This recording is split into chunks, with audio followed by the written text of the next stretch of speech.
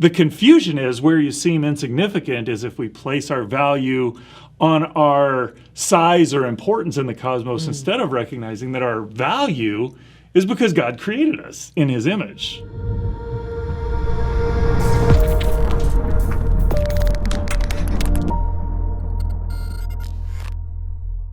When I thought of that video, and it did go from that person zooming all the way out, and then it zoomed back in, and it kind of made me think, gosh, we're so small.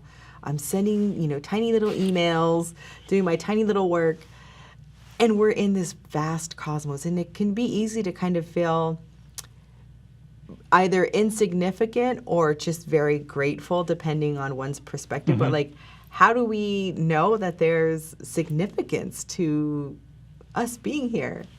Well, I think there's two answers to that question. One, I think a little more scientifically, is that, we have this intuitive sense that life is valuable and important. And, Earth is just teeming with life.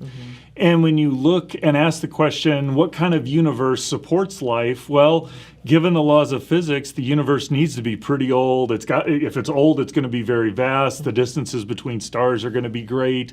And all of that is important for putting together the elements like carbon and nitrogen and oxygen and hydrogen that life requires, and making sure that the heavier components, the uranium, the thorium, the iron, the potassium, all these things that are important for life, those are made in stars, and so stars have to grow and explode and populate that all. So there's this scientific reason why, if the universe were much different, I'd be surprised if there was any life in it. That this kind of universe is what it takes to make life.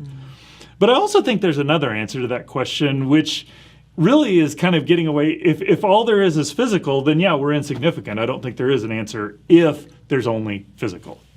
Interesting. So I like the way that you're explaining what is needed in order for life to exist. I kind of think, because I need to simplify it and kind of understand it in terms that make a little bit of sense for me. I think of it almost like a farmer and the work that a farmer would do to prepare the soil for seed, and then water and wait and let it grow, and then eventually lead to me having a salad for lunch. And that is a lot of work for that goal of me to enjoy a salad. And I kind of think maybe that is a way to help people understand, especially when we think about God's hand in creation and in the universe. Would you explain it in those terms of it being that it is required to have such a vast universe in order to have life? Given the way God structured things, yeah, this is the sort of stuff that needs to happen. You need 14 billion years for the stars to form. You need a planet that has been around a long time, because all of the continents and the nutrients and the minerals that we see, they just take a long time to form, given the way the laws of physics work. But I think there's a part of this where I'm not entirely sure why we do, but we think of this entirely in terms of engineering. And if I am trying to produce this outcome and I have to take all of these resources, it seems very inefficient. There's that movie Contact. If we're the only life in here, seems like an awful waste of space. It just seems inefficient. But I think we also need to remember, one, I think there's answers to that. I think from an engineering perspective, we can say, all right, this is why the universe has to be for us to be here. But we also have to remember, God's not just an engineer. God's also an artist. And you don't get upset at the artist for taking years to craft the book so that it comes out with just the right language, or enormous amount of resources to hang banners throughout New York like the Gates did back in the early 2000s, or, carving a sculpture.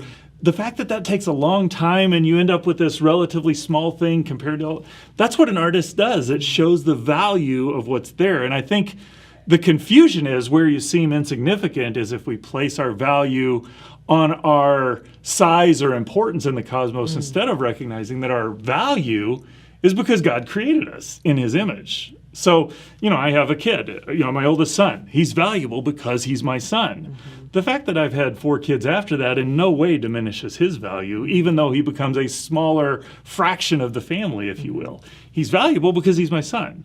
I'm valuable, you're valuable because God created us in His image. regardless of how big the universe is. And he's given this incredible universe that we can go out and explore that points to how valuable we are.